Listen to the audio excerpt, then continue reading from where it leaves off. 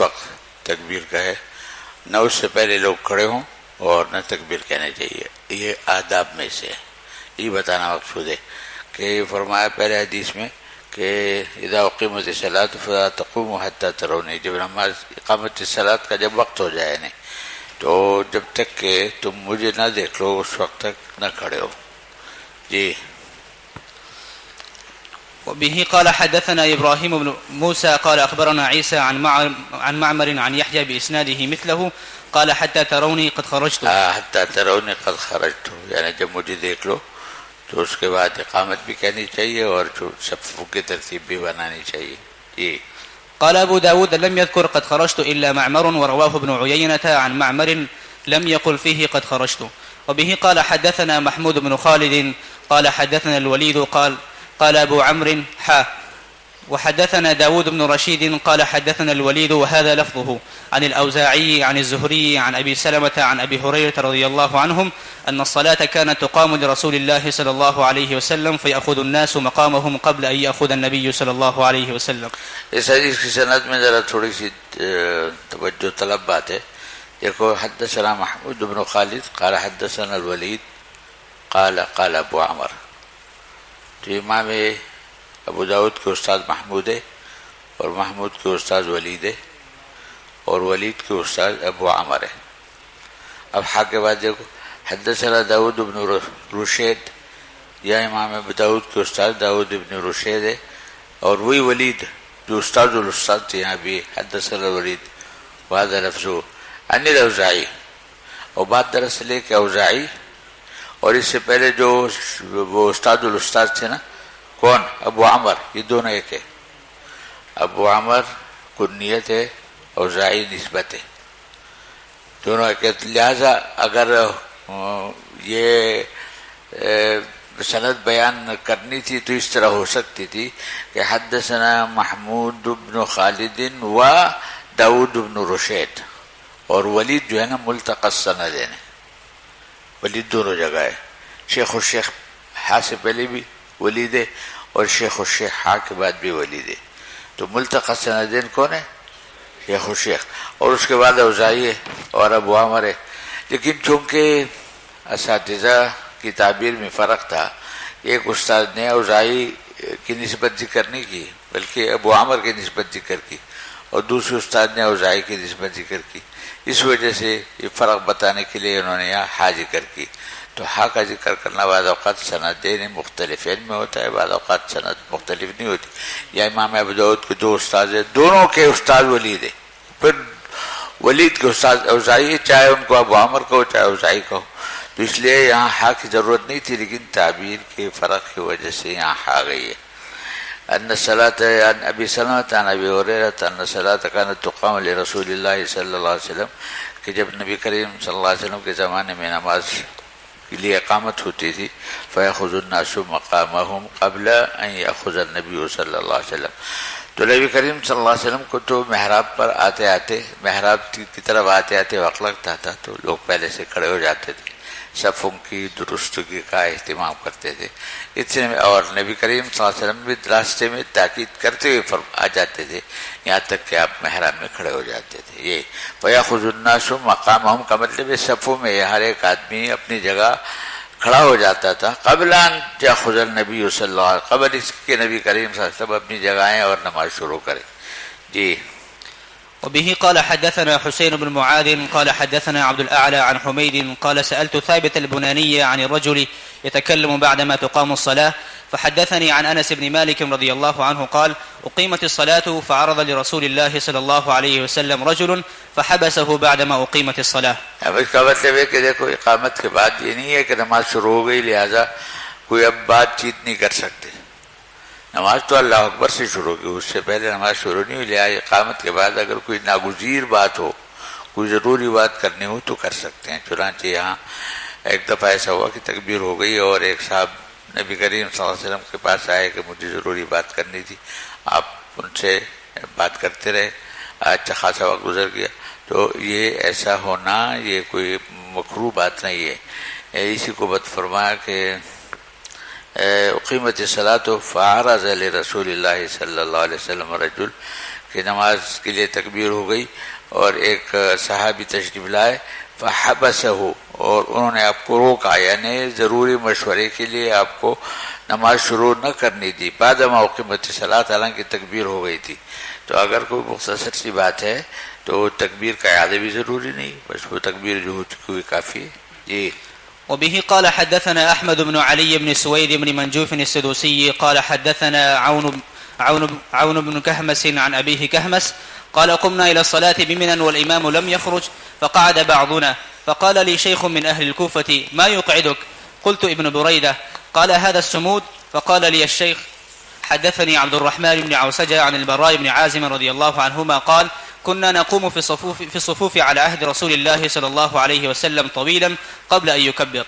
قال وقال إن الله عز وجل وملائكته يصلون على الذين يلون الصفوف الأول وما من خطوة أحب إلى الله من خطوة يمشي بها يصل بها صفا. فرمایا کہ ابھی کہمس قال قمنا الى الصلاة بمنى، منی میں نماز شروع ہو گئی یعنی تکبیر ہو گئی، والامام لم یخرج، اور امام کا انتظار تھا. ویسے تو امام کے آنے سے پہلے تکبیر شروع نہیں ہونی چاہیے تھی لیکن ہو گئی. فقعد بعضنا، اور جب تکبیر شروع ہو گئی تھی تو لوگ کھڑے ہو گئے، لیکن جب امام نہیں تھے تو کچھ لوگ بیٹھ گئے، کچھ لوگ کھڑے ہو کے انتظار کرنے لگے، کچھ لوگ بیٹھ ہی گئے اس لیے کہ امام صاحب تو ابھی ہے نہیں. فقال علی شیخ من اہل الکوفہ ما یوقظک، تو میں بھی بیٹھنے والوں میں سے تھا. تو ایک کوفی بزرگ نے مجھ سے پوچھا کہ کیوں بیٹھے آپ، کس چیز نے آپ کو بٹھایا؟ قلت ابن بریدہ، ابن بریدہ نے بٹھایا. وہ کہتے ہیں کہ هذا السمود، کہ یہ کھڑا ہونا امام کے حاضری کے بغیر یہ تو سمود ہے. سمود کے معنی سینہ تان کے کھڑے ہونا، یعنی یہ نامناسب بات ہے. اس وقت لوگوں کو کھڑا ہونا چاہیے، امام موجود ہے. امام موجود نہیں ہے اور کچھ لوگ بیٹھے ہیں کھڑے ہیں، تو یہ کھڑے ہونے کی کیفیت جو ہے نا سامدین کی کیفیت ہے. اور سامدین کے معنی ہے سینہ تان کے اور سینہ کھول نکال کے کھڑا ہونا، یعنی پسندیدہ بات نہیں. مقصد یہ کہ مکروہ طریقہ ہے کہ امام تو ہے نہیں اور لوگ کھڑے ہیں کچھ بیٹھے ہیں. حضرت سمود، یہ ابن بریدہ نے مجھ سے کہا کہ یہ سمود ہے، تو اس لیے اس کیفیت سے بچنے کے لیے میں بیٹھ گیا ہوں تاکہ میں سامدین میں شامل نہ ہوں.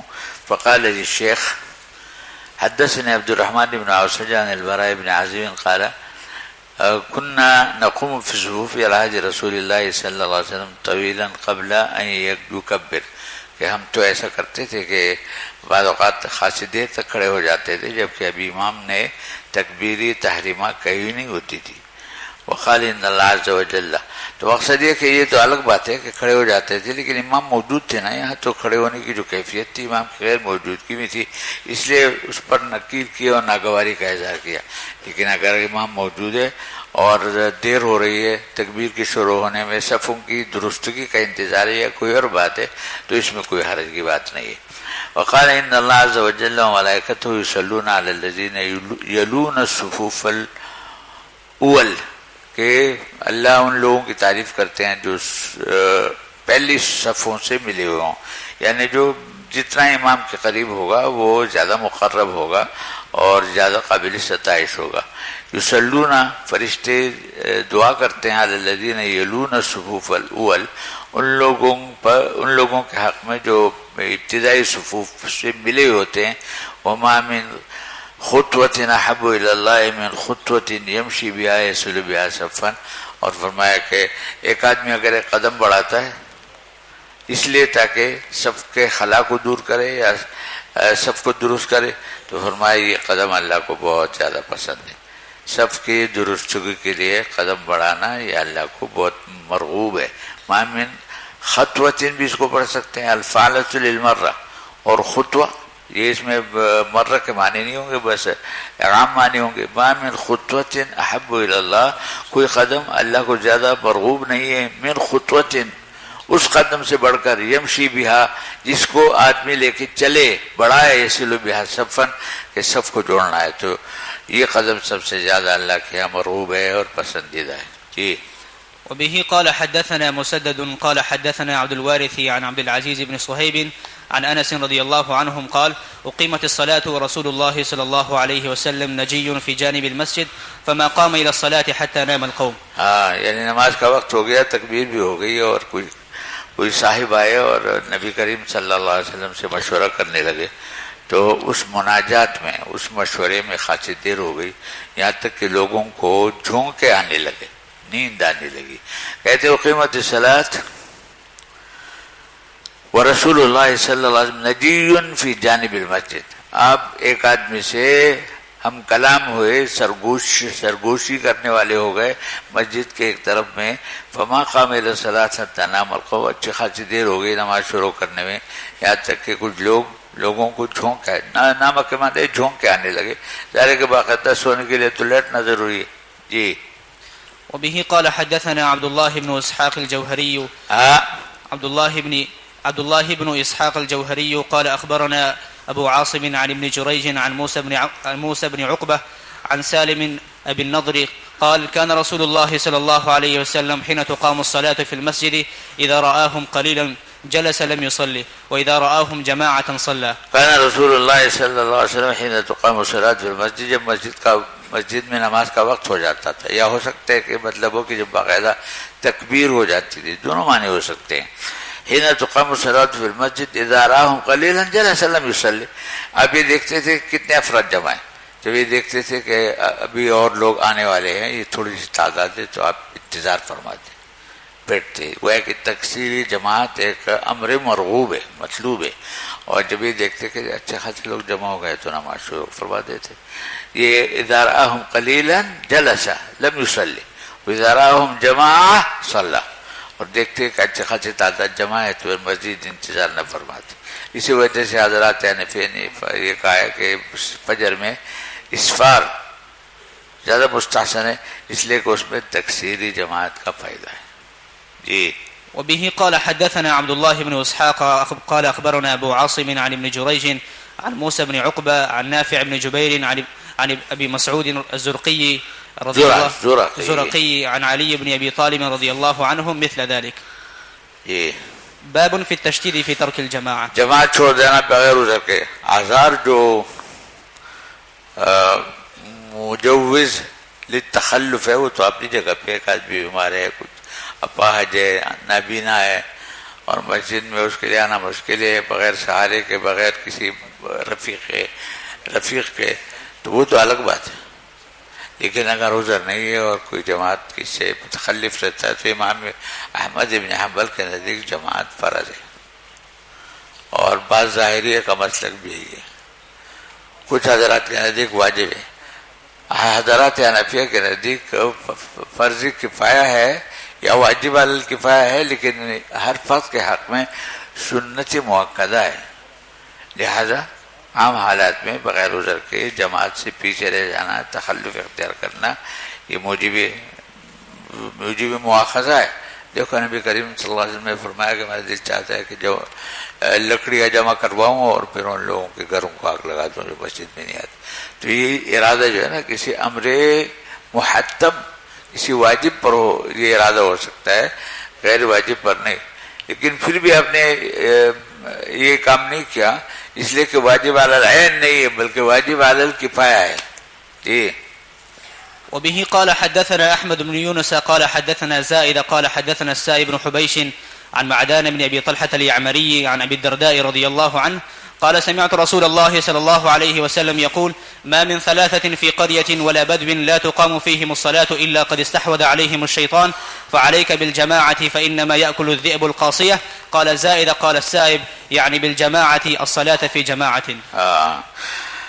فرمایا قال سمعت رسول اللہ صلی اللہ علیہ وسلم یقول ما من ثلاثة في قرية ولا بدو، جو بھی تین آدمی ہوں کسی شہر میں یا کسی دیہات میں، لا تقام فیہم الصلاۃ، اور جماعت کا اہتمام نہ ہوتا ہو، الا استحوذ علیہم الشیطان، تو ترک جماعت کی وجہ سے ان پر شیطان کا تسلط ہو جاتا ہے، شیطان غالب آ جاتا ہے. فعلیک بالجماعہ، اس لیے جماعت کا اہتمام کرو.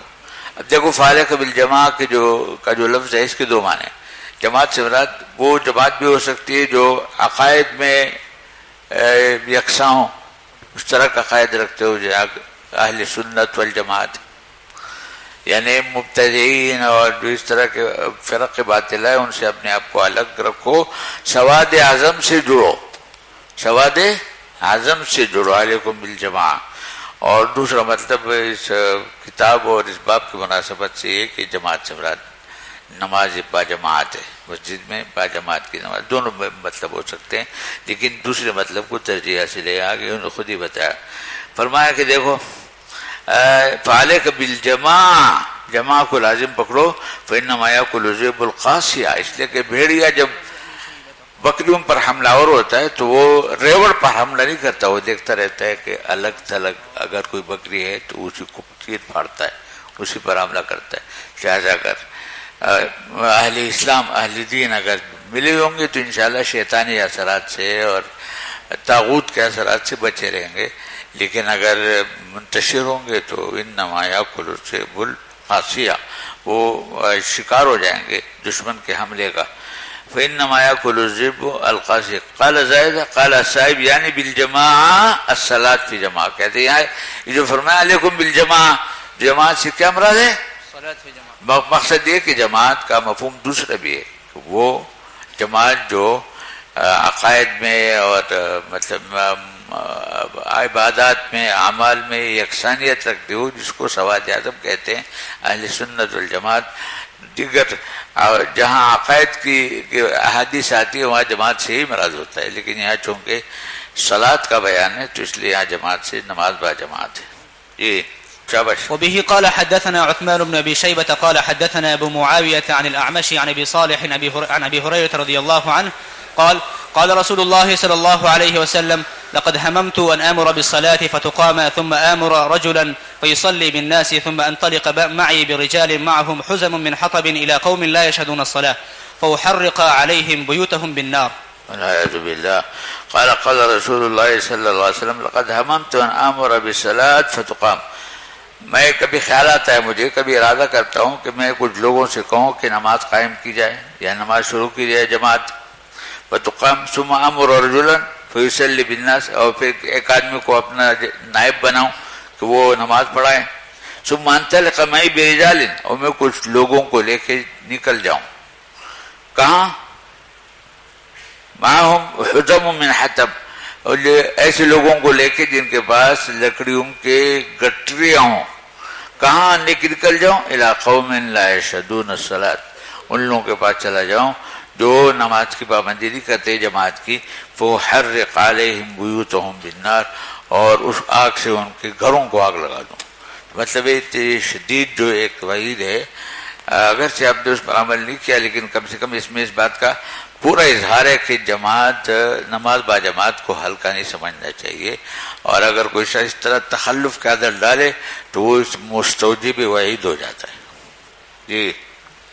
وبه قال حدثنا النفيلي قال حدثنا أبو المليح قال حدثني يزيد بن يزيد قال حدثني يزيد بن الأصمي قال سمعت أبا هريرة رضي الله عنه يقول قال رسول الله صلى الله عليه وسلم لقد هممت أن آمر فتيتي فيجمعوا لي حزما من حطب ثم آتي قوما يصلون في بيوتهم ليست بهم علة فأحرقها عليهم۔ دیکھو یہ حدیث ہے، لقد هممت أن آمر فتيتي، اپنے جوانوں کو میں ہدایت کروں، فیجمعوا لی حزما من حطب، کہ وہ لکڑیوں کی گٹریاں جمع کر لے آئے، ثم آتی قوما یصلون فی بیوتہم، پھر ایسے لوگوں کے پاس جاؤ جو اپنے گھروں میں عورتوں کی طرح گھروں میں نماز پڑھتے ہیں، لیست بہم علہ، حالانکہ کوئی بیماری کوئی عذر کچھ نہیں ہے، فحرق علیہم، اور ان سمیت ان گھروں کو آگ لگا دوں، علیہم کا مطلب ان سمیت۔ قلت لیزید بن الاسم یا ابا عوف الجمعہ او غیرہ، کہ نبی کریم صلی اللہ علیہ وسلم نے جو بات فرمائی اس سے مراد جمعے کی نماز ہے یا عام نمازیں؟ الجمعہ آنا او غیرہ، تو الجمعہ یہ منصوب ہے کس وجہ سے؟ جی آنا کے لیے مفعول ہے، ہاں شاباش، مفعول بھی مقدم ہے۔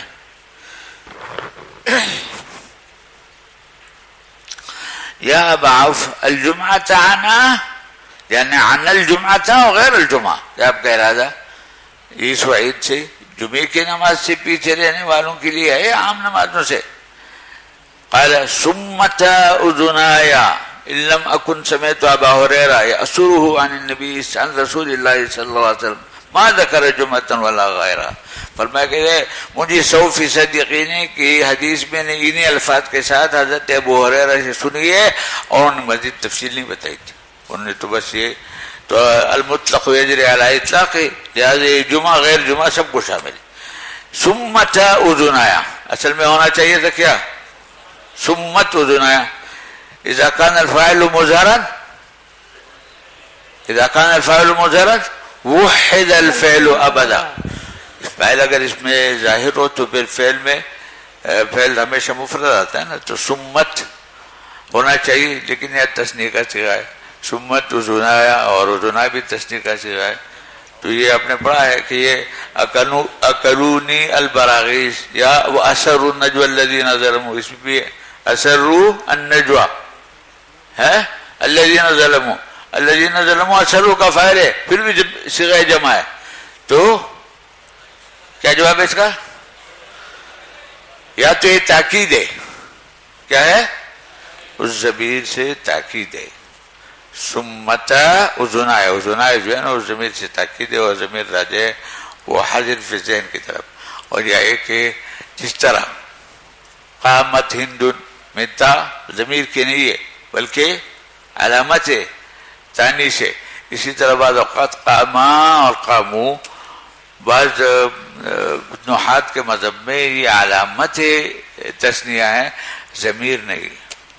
تو جب ضمیر نہیں علامت تثنیہ ہے تو ایسے میں وہ اسم ظاہر کے ساتھ وہ باوجود تثنیہ و جمع کے اسم ظاہر کے ساتھ یہ صیغے جمع ہو سکتے ہیں. سمعت ابا ہریرہ یأسره عن رسول اللہ صلی اللہ علیہ وسلم کہ میں نے حضرت ابو ہریرہ کو سنا کہ وہ اس کو نقل فرما رہے تھے نبی کریم صلی اللہ علیہ وسلم سے ما ذکر جمعہ ولا غیرہ. انہوں نے تفصیل نہیں بتائی تھی کہ یہ جو وعید ہے یہ نماز جمعے سے متعلق ہے یا مطلق ہے. جی.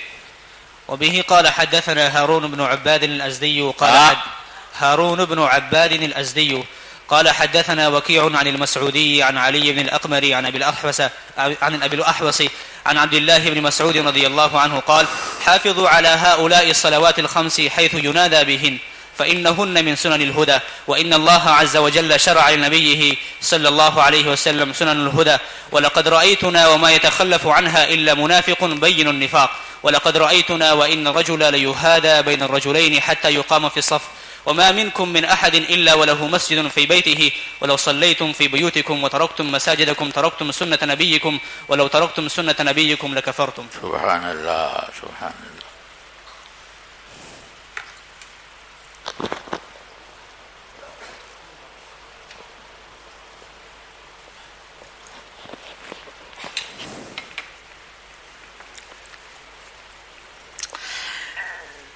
یہ فرمایا ابن مسعود عن عبد الله ابن مسعود قال حافظوا على هؤلاء الصلوات الخمس کہ جو 5 وقتہ نماز ہے ان کی محافظت کرو، نگہداشت کرو. اور نگہداشت کا مطلب ہے کہ مساجد میں جا کے ادا کرو، گھروں میں نہیں. حیث ینادی بہن، محافظت کہاں کرو؟ جہاں ان کے لیے اذان بلند ہوتی ہے، اذان دار مساجد سے بلند ہوتی ہے. فإنہن من سنن الہدی، فرمایا کہ جو 5 نمازیں ہیں یہ سنن ہدا میں سے. ایک سنن زوائد ہے، ایک سنن ہدا ہے. سنن ہدا کا مطلب ہے کہ جو امور شریعت میں سے شرائع. اور سنن زوائد کا مطلب ہے کہ جو ذاتی اور شخصی حالات ہے. نبی کریم صلی اللہ علیہ وسلم کس طرح کپڑا پہنتے تھے، کس طرح اٹھتے تھے، کس طرح بیٹھتے تھے، یہ سنن زوائد ہے. اور سنن ہدا کا کیا مطلب ہے؟ جو امور دین میں سے. انہا من سنن الہدا فإنہن من سنن الہدا وإن اللہ عز وجل شرع لنبیہ سنن الہدا، کہ اللہ نے اپنے نبی کے لیے دین کے طریقے مشروع فرمائے ہیں.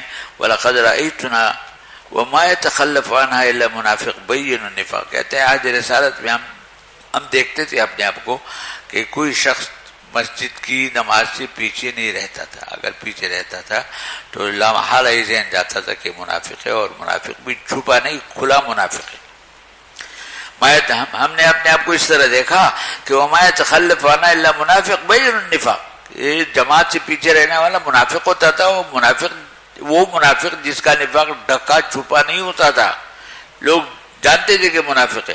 وَلَقَدْ رَأَيْتُنَا، اور کہتے ہم نے وہ بھی اپنے آپ کو اس طرح بھی دیکھا ہے، وَإِنَّ الرَّجُلَ لَيُهَادَى بَيْنَ الرَّجُلَيْنِ، ایک آدمی کو مسجد میں آنا ہوتا تھا لیکن عذر کی وجہ سے خود چل کے نہیں آ سکتا تھا، تو دو آدمیوں کے درمیان ایک آدمی کے ایک کندھے پہ ہاتھ رکھ کے دوسرے آدمی کے کندھے پہ ہاتھ رکھ کے پاؤں گھسیٹتا ہوا وہ مسجد میں آتا تھا لیکن جماعت نہیں چھوڑتا تھا.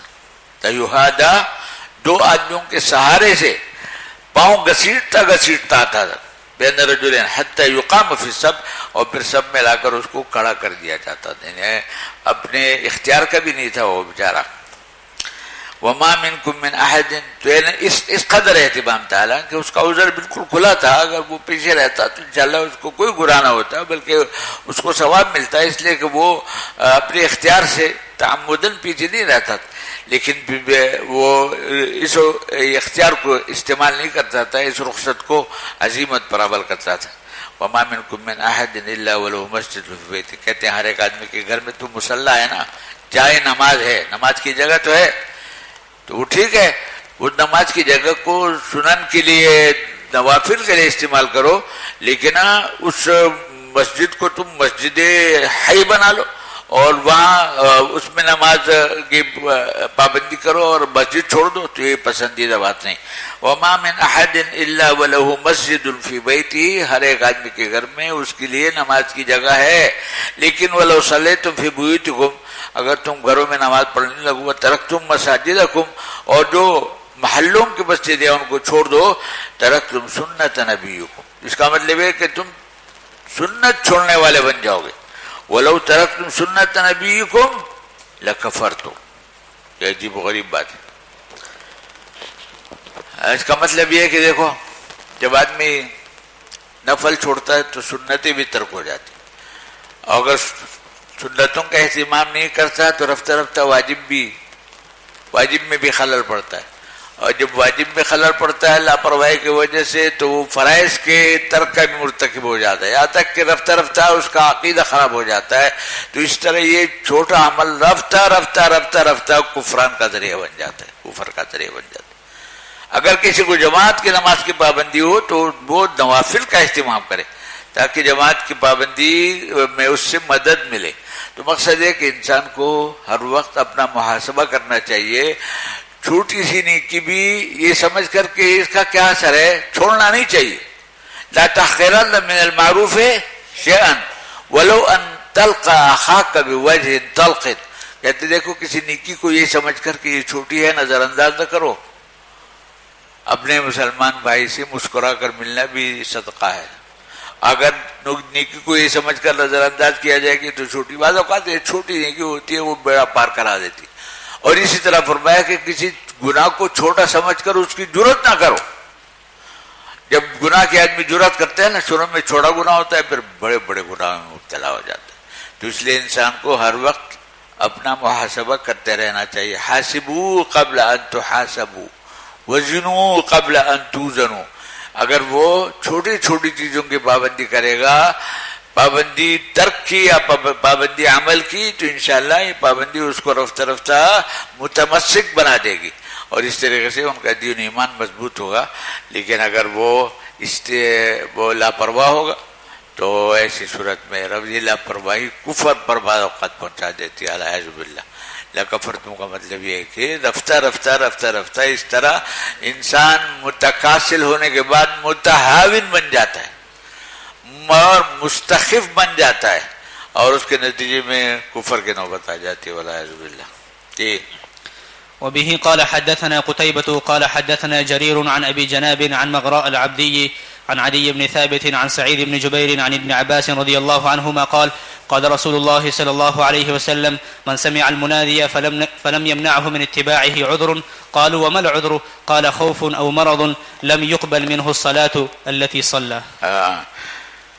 من سمع المنادی فلم یمنعه من اتباع عذر، مسجد سے آواز بلند ہوئی، اس نے سنی اور مسجد جانے کے لیے کوئی مانع نہیں تھا، تو آگے اس کی جزا مذکور ہے. قالوا بل عذر کیا ہو سکتا ہے جس کی وجہ سے آدمی مسجد میں نہ جائے؟ قال خوف او مرض، یا تو بیماری ایسی ہے کہ چل کر پہنچ نہیں سکتا، یا دشمن وغیرہ کا کوئی ڈر ہے. تو ٹھیک ہے، یہ تو عذر ہے، یہ عذر معقول ہے. لیکن اگر کوئی عذر نہیں ہے اور وہ پھر بھی مسجد نہیں جاتا، گھر میں نماز پڑھتا ہے، تو لم تقبل منہ الصلاۃ التی صلی، وہ نماز قبول نہیں ہوگی. قبول نہ ہونے کا مطلب یہ نہیں کہ وہ نماز یعنی برات ذمہ کا سبب نہیں مل گی، یا قبول ہے بمعنی الاثابہ، یعنی وہ جو نمازوں پر درجات ملتے ہیں، اللہ کا قرب حاصل ہو جاتا ہے، نماز کے جو خاصیات ہے ان سے محروم ہوگا، ثواب نہیں ملے گا. ہاں لیکن یہ نماز کو واجب الاعادہ بھی نہیں سمجھا جائے گا. جی. وبه قال حدثنا سليمان بن حرب قال حدثنا حماد بن زيد عن عاصم بن بهدلة عن أبي رزين عن ابن مكتوم رضي الله عنه أنه سأل النبي صلى الله عليه وسلم فقال يا رسول الله صلى الله عليه وسلم إني رجل ضرير البصر شاسع الدار ولي قائد لا يلازمني لا يلازمني فهل لي رخصة أن أصلي في بيتي؟ قال هل تسمع النداء؟ قال نعم. قال لا أجد لك رخصة. سبحان اللہ. یہ حضرت عبداللہ ابن مکتوم کی حدیث ہے، انہ سأل النبی صلی اللہ علیہ وسلم کے ایک موقع پہ انہوں نے نبی کریم صلی اللہ علیہ وسلم سے عرض کیا. فقال یا رسول اللہ انی رجل ضریر البصر، کہ میں ایک ایسا آدمی ہوں جو آنکھوں سے معذور ہوں، آنکھوں سے بینائی سے معذور ہوں. شاسع الدار، گھر بھی میرا فاصلے پر ہے، اور مدینے کے اس وقت کی آبادی مختصر آبادی تھی، کچی آبادی تھی، سانپ بچھو بھی ہوتے تھے، بعض اوقات جنگل سے جانور بھی آ جاتے تھے، درندے بھی آ جاتے تھے. یہ جو تبدیلی ہے نا پچھلے 60-70 سال میں آئی، ورنہ اگر 60-70 سال پہلے آپ جا کے دیکھتے تو جیسا کہ پاکستان کے گاؤں گوٹوں کے مکانات اسی طرح کے مکانات. کچھ منظر میں نے بھی دیکھا تھوڑا سا مسجد نبوی کے قریب، بالکل جو ہمارے گاؤں دیہات میں دیواری ہوتی ہے پتھر اور مٹی کی، اور ایک سیدھی سادے دروازے ہوتے، وہ قباء کی طرف جانے والے ایک گلی تھی، وہ اسی طریقے سے تھی. آج سے کوئی 40 سال پہلے، اور 50-60 سال پہلے تو پتہ نہیں کیا ہوتا ہوگا. تو بہرحال یعنی ایک معذور آدمی کے لیے اس ماحول میں چل کر آنا آسان نہیں ہوتا تھا. تو انہوں نے درخواست کی کہ میں ضریر البصر یعنی نگاہوں سے محروم ہوں، شاسع الدار، گھر بھی میرا فاصلے پہ دور ہے، ولی قائد لا یلازمنی، اور میرا ایک رہبر ہے، ایک ساتھی ہے، لیکن ہمیشہ وہ میرا ساتھ نہیں دیتا. یعنی کبھی بیچارہ جو ہے وہ فارغ ہوتا ہے تو میری مدد کو آ جاتا ہے، لیکن خود کسی مصروفیت میں مبتلا ہو جاتا ہے تو نہیں آتا. ہر وقت وہ میرے ساتھ تیار نہیں ہوتا. لا یلازمنی، ہر وقت وہ میری موافقت نہیں کرتا. فعلی رخصان اصلی ببیتی، تو کیا اجازت ہوگی کہ میں اپنے گھر میں نماز پڑھ لیا کروں؟ قال، آپ نے فرمایا، حل تسمع النداء، کیا اذان کی آواز کانوں میں آتی ہے؟ قال نعم. لا اجد لک رخصہ. تو حضرت صلی اللہ علیہ وسلم کو خارجی حالات سے معلوم ہو گیا ہوگا کہ ٹھیک ہے مشقت اٹھا کے آ سکتے ہیں، اور اس درجے کی بات نہیں ہے کہ جن کے لیے تخلفا للجماعت جائز ہو، چنانچہ اپنی اجازت نہیں دی. جی. وبه قال حدثنا هارون بن زيد بن أبي الزرقاء قال حدثنا أبي قال حدثنا سفيان عن عبد الرحمن بن عابس عن عبد الرحمن بن أبي ليلى عن ابن أم مكتوم رضي الله عنه قال يا رسول الله صلى الله عليه وسلم إن المدينة كثيرة الهوام والسباع. فقال النبي صلى الله عليه وسلم تسمع حي على الصلاة حي على الفلاح فحي هلا. قال أبو داود وكذا رواه القاسم الجرمي عن سفيان. قال یا رسول اللہ ان المدینہ کثیرۃ الحوام والسباع، کہ مدینہ ایک ایسا علاقہ ہے کہ جہاں حشرات الارض بھی بہت ہے، کیڑی مکوڑے، سانپ بچھو، اور درندے بھی آ جاتے ہیں قریب سے. درندوں والی جگہ ہے اور کیڑی مکوڑوں والے حشرات الارض والی جگہ ہے. ایک نابینا آدمی کے لیے تنگ راستوں میں چل کر ظاہر خطرات تو ہوتے ہیں. فقال نبی صلی اللہ علیہ وسلم تسمع حی علی الصلاۃ حی علی الفلاح، یہ الفاظ کانوں میں پڑتے ہیں جب اذان ہوتی ہے. فحی حالا، پر تو بس چل کے آؤ. قال ابو داود وكذا رواه القاسم الجربي عن سفيان. جی. باب في فضل صلاة الجماعة. وبه قال حدثنا حفص بن عمر قال حدثنا شعبة عن أبي إسحاق عن عبد الله بن أبي بصير عن أبي بن كعب رضي الله عنه قال صلى بنا رسول الله صلى الله عليه وسلم يوما الصبح فقال أشاهد فلان؟ قالوا لا. قال أشاهد فلان؟ قالوا لا. قال إن هاتين الصلاتين أثقل صلواتي على المنافقين ولو تعلمون ما فيهما لأتيتموها ولو حبوا على الركب لأتيتموهما ولو حبوا على الركب وإن الصف الأول على مثل صف الملائكة ولو علمتم ما فضيلته لابتدرتموه وإن صلاة الرجل مع الرجل أزكى من صلاته وحده وصلاته مع الرجلين أزكى من صلاته مع الرجل وما كثر فهو أحب إلى الله عز وجل. یہ کتنی شاندار حدیث ہے. انا ابی بن کعب رضی اللہ عنہ قال صلی بنا رسول اللہ صلی اللہ علیہ وسلم یوما الصبح. ایک دن کی بات ہے کہ فجر کی نماز آپ نے پڑھائی. فقالا, اور پھر آپ نے حاضری لی. اشاہد فلان, اشاہد فلان, کیا وہ فلان صاحب حاضر ہے؟ اشاہد فلان, یہ کیا ہے؟ یہ نحوی طور پر مبتدا قسم ثانی ہے. کوئی میں مبتدا قسم ثانی جو مصدر بالحمزہ یا بالنفی حرف نفی ہوتا ہے اور آگے اس میں ظاہر ہوتا ہے نا. تو یہ ویسے تو دوسری الفاظ میں زیدن کو شاہدن کا فاعل بھی بنا سکتے ہیں, لیکن یہ مبتدا قسم ثانی ہے اور رافع ہے. اشاہدن فلان, اشاہدن فلان, قالوا لا. قال ان ہاتین الصلاتین کی جو دو نمازیں ہیں نا, یا ایک نماز کا ذکر ہے اور وہ ہے فجر, اس لیے کہ نماز کون سی تھی؟ فجر کی نماز تھی. اور دوسری نماز کیا ہے؟ تو غالب گمانے کے اسے مراد عشاء ہے. فرمایا کہ ان ہاتین الصلاتین کی یہ جو دو نمازیں نا اثقل الصلوات علی المنافقین, منافقین کی یہ بڑی بھاری ہے. منافق جو ہے نا اس میں شرکت کر نہیں سکتا. ولو تعلمون ما فیہما, اگر تم جان لو کہ ان نمازوں میں کیا اجر و ثواب کے خزانے ہیں, لاتیتموہما ولو حبوا علی الرکب, تو تم کبھی پیچھے نہ رہتے, ضرور حاضر ہوتے, چاہے تمہیں گھٹنوں کے بل چل چل کے آنا پڑتا. حبوا علی الرکب یعنی چلنے کی اس کیفیت کو کہتے ہیں. بچہ شروع میں جب چلنا سیکھتا ہے نا تو وہ گھسٹ گھسٹ کے اور وہ گھٹنے لگا لگا کے چلتا ہے, تو آسان کام نہیں ہے.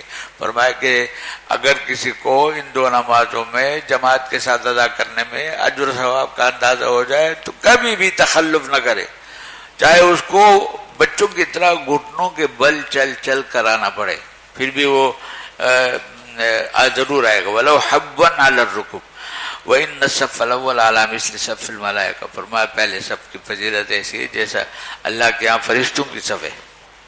وَلَوْ عَلِمْتُمْ مَا فَضِيلَتُهُ, اگر تمہیں پتہ چلے کہ پہلی صف کا کیا درجہ ہے, تو لَابْتَدَرْتُمُوهُ, تم ایک دوسرے سے آگے نکلنے کی کوشش کرو گے.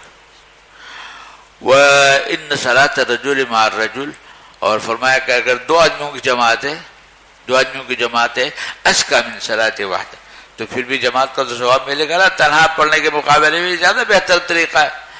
وَصَلَاةُ مَعَ الرَّجُلَيْنِ, اور اگر افراد زیادہ ہے, تین ہے, اَزْكَىٰ مِنْ صَلَاةِ مَعَ الرَّجُلِ, تو دو آدمیوں کی جماعت کے مقابلے میں تین آدمیوں کی جماعت زیادہ فضیلت والی ہے. وَمَا كَثُرَ فَهُوَ أَحَبُّ إِلَى اللَّهِ, جتنی تعداد بڑھے گی اسی نسبت سے انشاءاللہ اجر میں بھی اضافہ ہوگا. جی. وبه قال حدثنا أحمد بن حنبل قال حدثنا إسحاق بن يوسف قال حدثنا سفيان عن أبي سهل يعني عثمان بن حكيم قال حدثنا عبد الرحمن بن أبي عمرة عن عثمان بن عفان رضي الله عنه قال قال رسول الله صلى الله عليه وسلم من صلى العشاء في جماعة كان كقيام نصف ليلة ومن صلى العشاء والفجر في جماعة كان كقيام ليلة. سیدھی بات ہے کہ عشاء کی نماز میں آدھی رات کا ثواب اور فجر کی نماز جماعت سے اس میں آدھی رات گویا کہ پوری رات گویا کہ عبادت میں گزر گئی. سبحان اللہ. جی. باب ما جاء في فضل المشي والصلاة. وبه قال حدثنا مسدد قال حدثنا يحيى عن ابن أبي ذئب عن عبد الرحمن بن مهران عن عبد الرحمن بن سعد عن أبي هريرة رضي الله عنه عن النبي صلى الله عليه وسلم قال الأبعد فالأبعد من المسجد أعظم أجرا.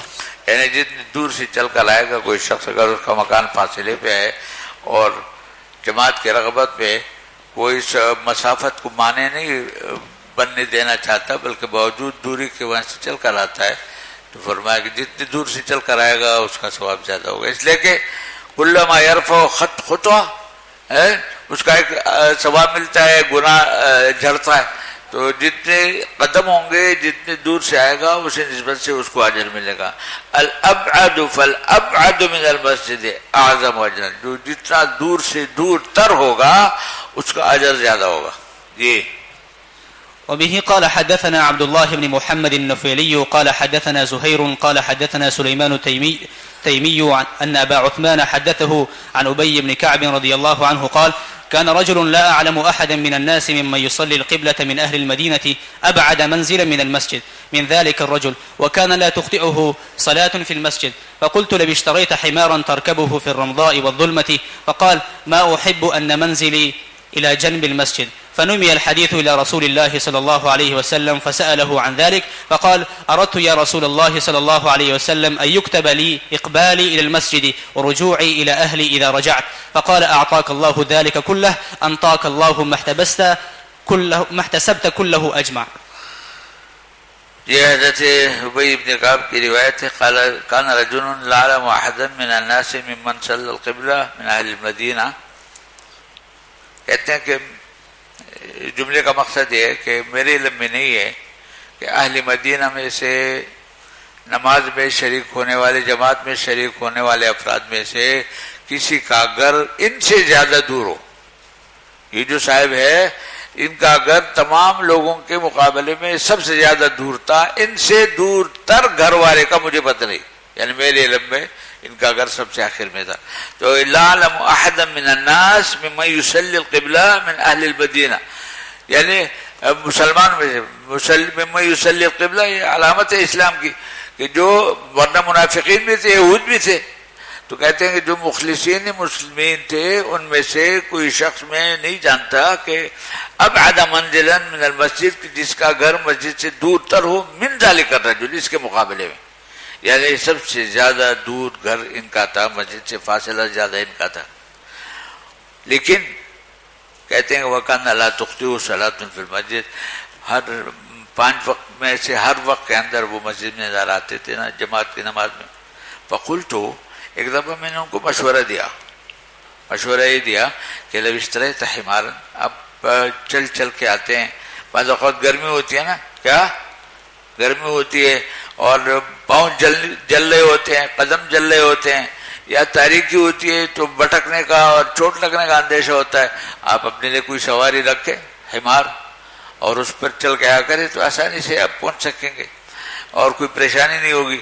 لو اشتریت حمارا ترکبہ فی الرمضاء، رمضاء کیا مانے؟ گرم سنگریزے، والظلمہ، اور اندھیرا، تاریکی میں ظاہر ہے کہ چل کر آنا مشکل ہے، گرمی کے وقت میں سنگریزوں پر قدم رکھ کے پتھروں پہ آنا مشکل ہے. فقال، تو انہوں نے مجھے جواب دیا کہ ما احب ان منزل الی جنب المسجد، میں تو اس کو بھی پسند نہیں کرتا کہ میرا گھر مسجد کے قریب ہو. یہ مسجد، حالانکہ مسجد کا جو قرب ہے یہ من سعادت المرء، یہ خوش نصیبی کی بات ہے، لیکن انہوں نے یہ بات کہی کہ میں اس کو پسند نہیں کرتا کہ میرا گھر مسجد کے برابر میں ہو. بات ختم ہو گئی. فنمی الحدیث الی رسول اللہ صلی اللہ علیہ وسلم، یہ جو گفتگو ہوئی نا یہ نبی کریم صلی اللہ علیہ وسلم تک پہنچ گئی. نمیہ یعنی پہنچ گئی، اٹھا دی گئی یہ گفتگو الی رسول اللہ صلی اللہ علیہ وسلم. فسألوا عن ذلك، آپ نے ان صاحب کو بلایا اور پوچھا کہ آپ نے کیا کہا ہے کہ مجھے پسند نہیں ہے کہ میرا گھر مسجد کے قریب ہو. فقال، تو انہوں نے جواب دیا کہ اردت یا رسول اللہ یکتب لی اقبالی الی المسجد ورجوعی الی اہلی، کہ میرا مقصد یہ ہے کہ میں جب اتنی دور سے چل کر آؤں گا بہت سارے قدم چل کے اور واپس جاؤں گا بہت سارے قدم چل کے، تو میرے یہ قدم جو ہے نا یہ لکھے جائے. تو میں اس لالچ میں اور اس امید پر یہ کام کرتا ہوں، اس لیے میں کوئی سواری نہیں رکھتا، نہ مسجد کے قرب کو پسند کرتا ہوں. مسجد کے قریب ہوں گا ٹھیک ہے، وہ الگ سعادت کی بات ہے، لیکن یہ جو خطوات لکھے جاتے ہیں اور جو اجر و ثواب کا ایک اضافی ذریعہ ہے اس کو میں نہیں کھونا چاہتا. اردت یا رسول اللہ ان یکتب لی اقبالی الی المسجد، کہ مسجد تک میری آمد کو بھی لکھا جائے، ورجوعی الی اہلی، اور واپسی کو بھی لکھا جائے، اذا رجعت. فقال، تو آپ نے ان کی تحسین فرمائی، فرمایا کہ آتاک اللہ ذالک کلہ، اللہ یہ سب کچھ تمہیں دے دے. یا تو یہ فرمایا ایک لغت یہ انتاک اللہ محتسبتا، کہ جس چیز کی تم نے نیت کی ہے اللہ وہ تمہیں عطا فرمایا. انتاک بھی آتاک کے معنی میں، محتسبت کلہ اجمع، پورا کا پورا اللہ تمہیں عطا فرمایا. یہ وبه قال حدثنا أبو توبة قال حدثنا الهيثم بن حميد عن يحيى بن الحارث عن القاسم أبي عبد الرحمن عن أبي أمامة رضي الله عنه أن رسول الله صلى الله عليه وسلم قال: من خرج من بيته متطهرا إلى صلاة مكتوبة فأجره كأجر الحاج المحرم، ومن خرج إلى تسبيح الضحى لا ينصبه إلا إياه فأجره كأجر المعتمر، وصلاة على أثر صلاة لا لغو بينهما كتاب في عليين. یہ فرمایا من خرج من بیت متطہرا، جو اپنے گھر سے پاک صاف ہو کے نکلے، یعنی وضو گھر سے کر کے جائے نکلے. دوسری صورت یہ ہے کہ وہ مسجد کے وضو خانہ میں وضو کرے، لیکن یہ جو اجر ہے نہیں اس شخص کے لیے کہ گھر سے وضو کر کے روانہ ہوا. من خرج من بیت متطہرا الی صلاۃ، بوضو کر نماز کے لیے روانہ ہوا، الی صلاۃ مکتوبہ، فاجرہ کاجر الحاج المحرم، تو کہتے ہیں اس کو ایسا اجر ملتا ہے جیسے کہ حاجی صاحب کو حج کے لیے جانا ہے اور اس نے احرام باندھا ہے نا. تو احرام ایک کی صورت ہے کہ میقات سے باندھے، وہ تو ہے ہی، میقات کو بغیر احرام کے تو عبور ہی نہیں کر سکتا ورنہ دم آئے گا. لیکن زیادہ فضیلت کس بات کی ہے؟ من جوینۃ اہلی، کہ اپنے گھر سے باندھے. تو جس طرح اس کا اجر زیادہ ہے نا، اس طرح اس کا اجر ہے کہ اجر الحاج المحرم.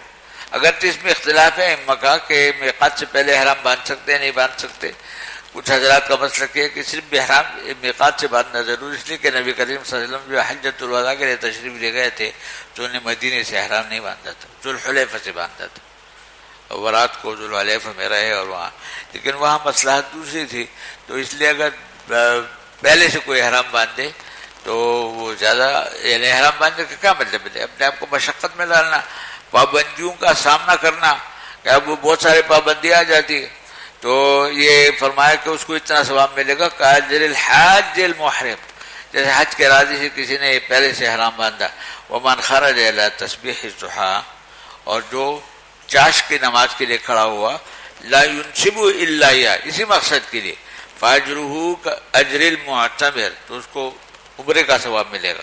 وصلاۃ علی اثر صلاۃ لا لغو بینہما، اور ایک نماز کے بعد دوسری نماز، جبکہ ان دو نمازوں کے درمیان کوئی غلط کام نہ کیا ہو، فضول کام نہ کیا ہو، تو کتاب فی علیین، یہ عمل ابرار کہلاتا ہے. ان کتاب الابرار فی علیین، جو خاص کتاب کے اندر جو صالحین اور ابرار کے اعمال لکھے جاتے ہیں، تو یہ بھی اسی طریقے سے صاحب ابرار کا حصہ ہونے کی وجہ سے اس کا بھی عمل لکھا جائے گا. کتاب فی علیین. جی.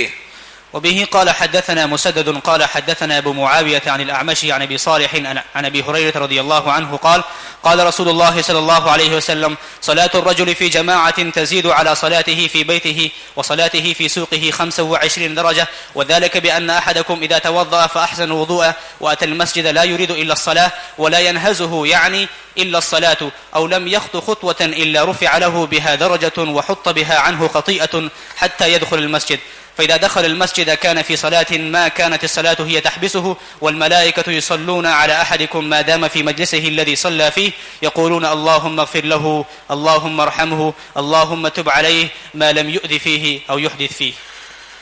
جماعت کے لیے جانا اور مسجد میں جماعت کے انتظار میں بیٹھنے کے سلسلے میں دیکھو یہ بڑے عجیب و غریب حدیث ہے. قال رسول اللہ صلی اللہ علیہ وسلم: صلاۃ الرجل فی جماعہ تزید علی صلاتی فی بیتی و صلاتی فی سوق 25 درجہ.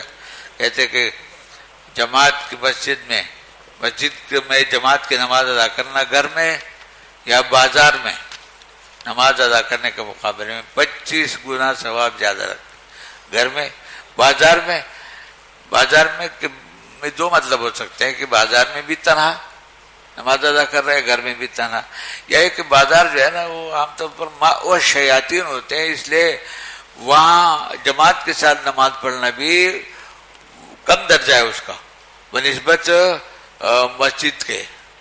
ایک شخص بازار میں جماعت کی نماز ادا کرتا ہے تو وہاں چونکہ ایک ناسازگار عوامل بھی ہوتے ہیں، اس لیے باوجود جماعت کے اس کا اتنا اجر نہیں ہے جتنا جماعت فی المسجد کا اجر ہے. تو اس سے کہتے ہیں کہ صلاتہ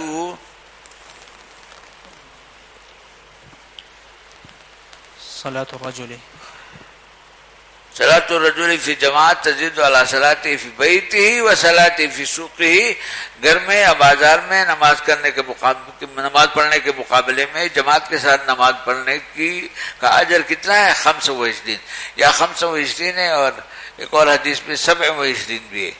تو آپ نے پڑھا ہے کہ عدد اقل عدد اکثر کی نفی نہیں کرتا. ہو سکتا ہے کہ شروع میں نبی کریم صلی اللہ علیہ وسلم کو یہ علم دیا گیا ہو کہ 25 گنا ہو، پھر بعد میں مزید اس کے اوپر اجر کا اضافہ کیا گیا ہو، یا اس کا تعلق حال مسلین سے ہے. ایک شخص کا خشوع درمیانے درجے کا ہے، ایک شخص کا بہت زیادہ خشوع ہے، تورع زیادہ ہے، تو اس کا اجر زیادہ ہے. 25 درجہ. وذالک بیان احدکم اذا توضا، ایک آدمی جب وضو کر کے تیاری کرے، فاحسن الوضوء واتى المسجد، اور پھر مسجد کے لیے روانہ ہو جائے، لا یريد الا الصلاۃ، مسجد میں جانا کوئی مجلس آرائی کسی سے بات کرنے کے لیے نہیں، بلکہ یا نہ کاروبار کرنے کے لیے، بلکہ جماعت کے لیے. ولا ينهزه الا الصلاۃ، اس کو اٹھائی ہی نماز نے. او کہتے ہیں کہ او لم يخط خطوہ الا رفع له بها درجہ، جو بھی قدم اٹھائے گا اس کا درجہ بلند ہوگا. وحط بها عن خطیئہ، اور ایک گناہ معاف ہوگا. حتى يدخل المسجد، یہ راستے میں اس کو اس طریقے سے یہ ثواب ملتا رہے گا یہاں تک کہ مسجد چلا جائے گا. فإذا دخل المسجد كان في صلاة، اب مسجد میں داخل ہونے کے بعد اس کے لیے نماز کا اجر شروع ہو گیا، اگرچہ وہ عملاً نماز نہ پڑھ رہا ہو، لیکن چونکہ جماعت کے انتظار میں وہ اس مقصد کے لیے آیا ہے، اس لیے ابھی سے اس پر مصلی ہونے کے احکام جاری ہو جائیں گے. مصلی ہونے کے کان فی صلاۃ ما کانت الصلاۃ ہی تحبسہ، جب تک کہ نماز اس کو روکے رکھے گی، یعنی وہ ابھی وقت ہے لیکن بس وہ انتظار کر رہا ہے کہ میں تو نماز پڑھ کے جاؤں گا، جماعت میں شرکت کر کے جاؤں گا. والملائکۃ یصلون علی احدکم ما دام فی مجلسہ الذی صلی فیہ، اور نماز سے فارغ ہونے کے بعد جب تک کہ نمازی اپنے مجلس میں، فرشتے اس کے لیے دعا کرتے ہیں. یقولون، الفاظ یہ ہوتے ہیں فرشتوں کے، اللہم اغفر لہ، اللہم ارحمہ، اللہم تب علیہ. یہ دعائیں فرشتوں کی اس کو ملتی رہتی ہے نماز کے بعد بھی، جب تک کہ وہ اپنے مجلس میں. ما لم یوزی فی، حال بتا کر اس نے کوئی ایسی حرکت کی، اظہار ثانی کی، او یحدث فی، یا حدث لاحق ہو گیا، تو پھر فرشتوں کی دعا بند ہو جائے گی. جب تک کہ یہ نوبت نہیں آتی فرشتے دعائیں کرتے رہیں گے. جی.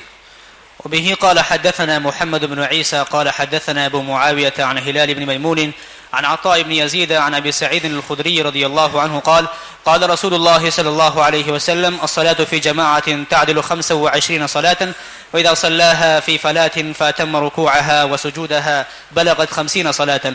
قال أبو داود قال عبد الواحد بن زياد في هذا الحديث صلاة الرجل في الفلاة تضاعف على صلاته في الجماعة، وساق الحديث. سبحان اللہ. دیکھو یہ عجیب و غریب حدیث ہے. فرمایا دیکھو جماعت سے نماز پڑھنے کا ثواب کتنا ہے؟ 25 گنا زیادہ. لیکن اگر ایک شخص مسافر ہے، نماز کا وقت ہو گیا، تنہا ہے اور صحرا ہے، بیابان ہے، جنگل ہے، وہ نماز کا وقت ہو گیا تو وہی نماز ادا کرے. حالانکہ خطرات بھی ہے، کوئی درندے بھی آ سکتا ہے، کچھ اور پریشانی پیش آ سکتی ہے، چور ڈاکو بھی آ سکتے ہیں، لیکن ان سب چیزوں کو نظر انداز کر کے نماز کا وقت ہو گیا تو وہ کھڑا ہو گیا. تو فرمایا کہ اس کا ثواب صلاۃ بالجماع سے ڈبل ہے. ڈبل کیا؟ 50 گنا زیادہ. جماعت سے نماز پڑھنے والے کا ثواب 25 درجہ ہے، اس کا ضعف و ہذا، اس کا 2 گنا ہے، یعنی 50 گنا. فرمایا کہ الصلاۃ فی جماعت تعدل 25 صلاۃ فاذا صلی فی فلاۃ، اگر کوئی صحرا میں نماز ادا کرتا ہے، فاتم و رکوع و سجود، اور صحیح طریقے سے نماز پڑھتا ہے، حالانکہ چاروں طرف خطرات ہے، بلغت 50 صلاۃ، تو اس کا ثواب 50 گنا ہو جائے گا. قال ابو داود قال عبد الواحد بن زياد في هذا الحديث صلاة الرجل في الفلاة تضاعف على صلاته في الجماعة، کہ جماعت سے نماز پڑھنے کا جتنا ثواب ہے تو صحرا میں نماز پڑھنے کا ثواب اس سے ڈبل ہے، دوگنا ہے. جی. باب ما جاء في المشي الى الصلاه في الظلم. یعنی اندھیرا ہے، کوئی روشنی کا انتظام نہیں ہے، ٹھوکر بھی لگ سکتی ہے، کوئی جانور بھی آ سکتے ہیں، لیکن ایک شخص ان سب خطرات کو نظر انداز کر کے مسجد پہنچتا ہے تو اس کا کتنا اجر ہے. قال حدثنا يحيى بن معين قال حدثنا أبو عبيدة الحداد قال حدثنا إسماعيل أبو سليمان الكحال عن عبد الله بن أوس عن بريدة رضي الله عنه عن النبي صلى الله عليه وسلم قال بشر المشائين في الظلم إلى المساجد، جو اندھیریوں میں تاریکیوں میں مسجد کی طرف چل چل کے جاتے ہیں ان کو آپ بشارت دیں کس بات کی؟ بالنور التام یوم القیامہ، کہ وہ جو ایک وقت ہوگا ظلمت کا اس میں یہ اس کو روشنی ملے گی، وہاں اس کو کوئی پریشانی نہیں ہوگی انشاءاللہ. یہ باب ما جاء في الهدي في المشي الى الصلاه. یعنی نماز کے لیے جب چلنا شروع کرے تو اس کا بھی ایک ادب ہے. حدی کا معنی ادب، طریقہ، یعنی کھیل تماشا کرتے ہوئے اور بے وقاری کے ساتھ صاحب وہ راستے میں چل رہا ہے اور اس نے ایک ہاتھ کی انگلیاں دوسرے ہاتھ میں دے دیے اور چٹکا رہا ہے اس کو، یہ بے وقاری کی بات. وقار کے ساتھ اس کے ساتھ شائستگی کے ساتھ، یہ بھی ادب ہے مشی الی الصلاۃ کا. لہذا ایسا عمل نہیں کرنا چاہیے اس مشی الی الصلاۃ کے دوران کہ جو بے وقاری اور بچکانہ انداز ہو، ناپسندیدہ انداز ہو، ایسا نہیں کرنا چاہیے. جی. وبه قال حدثنا محمد بن سليمان الأنباري أن عبد الملك بن عمرو حدثه عن داود بن قيس قال حدثني سعد بن إسحاق قال حدثني أبو ثمامة الحناط أن كعب بن عجرة أدركه وهو يريد المسجد، أدرك أحدهما صاحبه قال فوجدني وأنا مشبك بيدي فنهاني عن ذلك وقال إن رسول الله صلى الله عليه وسلم قال إذا توضأ أحدكم فأحسن وضوءه ثم خرج عامدا للمسجد فلا يشبكن يديه فإنه في الصلاة. یہ کہتے ہیں نا کعب ابن عجرہ ادرکہ، یہ ابو ثمامہ کہتے ہیں کہ کعب ابن عجرہ سے میری ملاقات ہے، وہ یرید المسجد، وہ مسجد جانا چاہ رہے تھے. ادرک احدہما صاحب، یعنی آپس میں ملاقات ہوئی دونوں کی. قال فوجدنی وانا مشبک بیدی، انہوں نے مجھے اس حال میں دیکھا کہ میں نے ایک ہاتھ کی انگلیاں دوسرے ہاتھ میں دی ہوئی تھی. فنہانی عن ذلک، تو انہوں نے مجھے ٹوکا کہ یہ کام صحیح نہیں ہے. وقال ان رسول اللہ صلی اللہ علیہ وسلم قال اذا توضأ احدكم فاحسن وضوءه ثم خرج عامدا الى المسجد، مسجد کے لیے جب روانہ ہو جائے تو بے وقاری کا انداز اختیار نہیں کرنا چاہیے بلکہ شائستگی کا، تہذیب کا طریقہ اختیار کرنا چاہیے. فلا یشبکن یدیہ، تشبیک نہ کرے. تشبیک کے معنی یہ ہے کہ ایک ہاتھ کی انگلیاں دوسرے ہاتھ میں ڈال کے پھر وہ چٹکانا یہ کرنا. فإنه فی صلاۃ، یہ جو مشی الی المسجد ہے یہ بھی نماز کے حکم میں ہے. لیکن جس طرح نماز میں تشبیک نہیں کرنی چاہیے، طریق مسجد میں بھی تشبیک نہیں کرنی چاہیے. جی. وبه قال حدثنا محمد بن معاذ بن عباد العنبري قال حدثنا أبو عوانة عن يعلى بن عطاء عن معبد بن هرمز عن سعيد بن المسيب قال حضر رجل من الأنصار الموت فقال إني محدثكم حديثا ما أحدثكموه إلا احتسابا سمعت رسول الله صلى الله عليه وسلم يقول عن سعيد بن المسيب قال حضر رجل من الأنصار الموت، ایک انصاری صحابی کی کو موت آ گئی، محتضر ہو گئے، قریب الموت ہو گئے، قریب الموت. فقال، تو یعنی آخری لمحات تھے ان کے، لیکن ابھی زبان چل رہی تھی اور ذہن حاضر تھا. فقال، وہ کہنے لگے وہ انصاری صحابی، انی محدثکم حدیثا، میں ایک حدیث سنانے والا ہوں. ما احدثکم الا احتسابا، اور اس موقع پہ حدیث سنانا میرے پیش نظر صرف اللہ کی رضا ہے، حسبتا للہ. اور وہ حدیث کیا ہے؟ سمعت رسول اللہ صلی اللہ علیہ وسلم یقول اذا توضأ احدکم فاحسن الوضوء ثم خرج للصلاة لم يرفع قدمه اليمنى الا كتب الله عز وجل له حسنا ولم يزع قدمه اليسرى الا حتى الله عز وجل عنه سيئا. ایک قدم سے ایک درجہ بلند ہوتا ہے، دوسرے قدم سے گناہ معاف ہوتا ہے. فَلْيُقَرِّبْ أَحَدُكُمْ أَوْ لِيُبَعِدْ، لہذا نمازیوں پر ہے کہ وہ قدم وہ قریب رکھے یا دور رکھے. مطلب یہ کہ اپنے گھر کو مسجد سے قریب رکھے، اس کے اوپر قدم کم ہوں گے، یا دور رکھے کہ ظاہر ہے کہ ہر قدم پر ایک درجہ بلند ہوتا ہے اور ایک گناہ معاف ہوتا ہے. تو یہ اب سننے والوں پر ہے کہ کوئی شخص مسجد کی کا قرب اختیار کرتا ہے یا بعد اختیار کرتا ہے. فَلْيُقَرِّبْ أَحَدُكُمْ أَوْ لِيُبَعِّدْ فَإِنْ أَتَى الْمَسْجِدَ. اب دیکھو یہ تو خیر درمیان کی بات ہے. اب اگر وہ شخص مسجد میں آتا ہے فَصَلَّ فِي جَمَاعَةٍ اور جماعت کی نماز میں شریک ہوتا ہے غُفِرَ لَهُ فَإِنْ أَتَى الْمَسْجِدَ وَقَدْ صَلَّوْا بعداً وَبَقِيَ بعدٌ.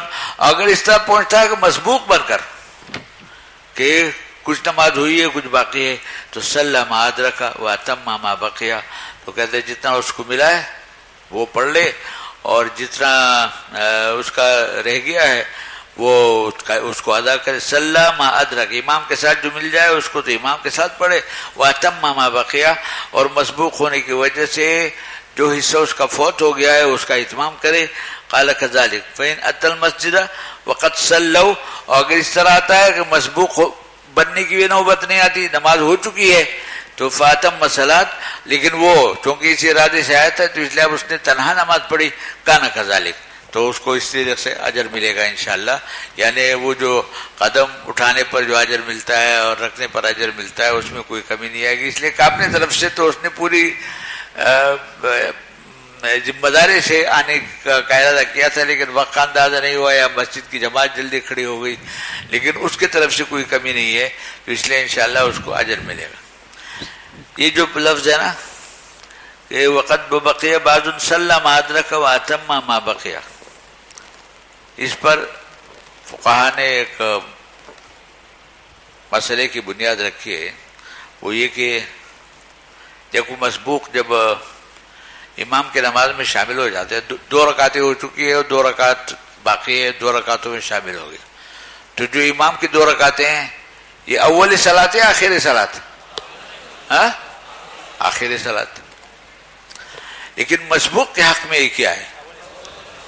مسبوق کے حق میں بعض حضرات کا کہنا یہ ہے کہ یہ آخری صلاۃ ہے، لہذا اول فوت ہو. احناف کا مسئلہ یہی اول فوت ہو گئی، لہذا آپ جب اپنے معصوبہ نماز کی ادائیگی کرے گا نا تو فاتحہ اور ضم سورت دونوں ضروری. اور کچھ حضرات کا کہنا یہ ہے کہ یہ آخر صلاۃ ہے، اول صلاۃ نہیں امام کے ساتھ جو شریک ہوا ہے، بلکہ نہیں یہ آخری صلاۃ کا تو میں نے بتا دیا اول صلاۃ ہے، اول صلاۃ ہے. لہذا اول صلاۃ میں جو فرض قرات ہے نا امام کے ذمن میں ادا ہو گئی. اب جو 2 رکعتیں ہیں اس میں اس کو اختیار ہے قرات کرے یا نہ کرے جیسا کہ ہوتا ہے. تو اس میں اصل میں 2 الفاظ ہیں، کہیں اتما اور کہیں قضا.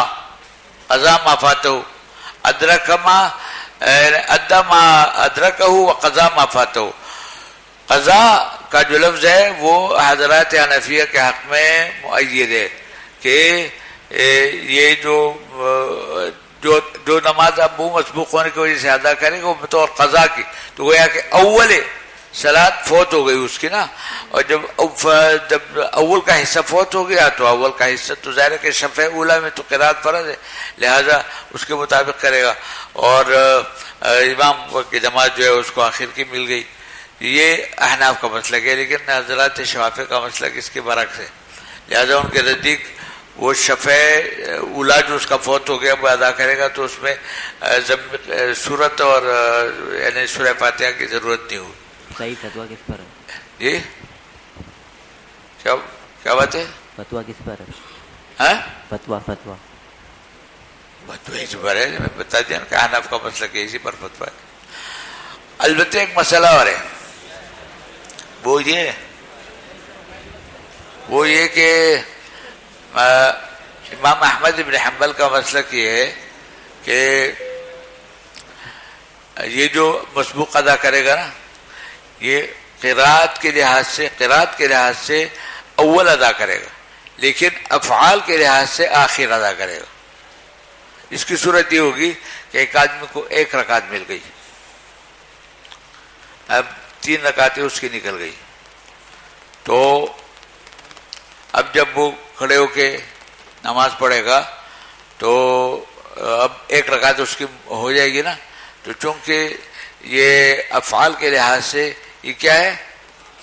آخر ہے، تو اس لیے اب ایک رکعت اس کی نکل گئی، اب وہ بیٹھ کے وہ کرے گا، قاعدہ کرے گا ایک رکعت کے بعد، اس لیے کہ اس کا شفع اب تم ہوا ہے، اور پھر اس کے بعد 2 رکعتیں پڑھ کے پھر سلام پھیرے گا۔ تو امام احمد بن حنبل کے مسلک پر فتویٰ ہے وہ یہ کہ افعال میں وہ قضا کرنے والا ہے، اور قراءت میں وہ ابھی وقت میں، چلو پھر کل بتائیں گے انشاءاللہ۔